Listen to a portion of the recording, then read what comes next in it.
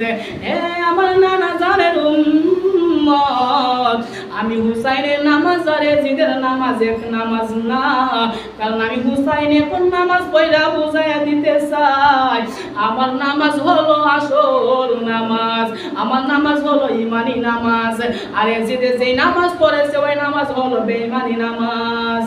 এবার হুসাইন যখন নামাজে দাঁড়ায় গেল, নামাজ যখন অল্প সময় শেষ করে নিল, নামাজ শেষ করার সাথে সাথে এবার সীমা ডাক দিয়া কয় হুসাইন, ও হুসাইন, জীবনে কতবার তোমার নামাজ দেখেছি, নামাজ তুমি কত লম্বা করেছো, কত দীর্ঘ করেছো, আজকে নামাজ কেন ছোট করলাই, আজকে নামাজ কেন কোন সময়ে পড়লাই? হুসাইন বলতেছে রে জিদের দোল, আজকে নামাজ কেন কম সময়ে পড়ছি জানোস নি?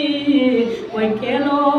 কই আমি আজকে নামাজ যদি লম্বা করি তাহলে তুই বলবে, তোর লোকেরা বলবো আমি হুসাইন মরণের ভয়ে নামাজ লম্বা করতেছি। এই জন্য আমি মরণকে ভয় করি না, আমি নামাজ লম্বা করি না, আমি নামাজকে ছোট করে দিলাম। যখন হুসাইন নামাজ শেষে এই কথা বলার সাথে সাথে ওই সীমান হুসাইনকে লাথি মেরে আবার জমিনে ফেলে দিল।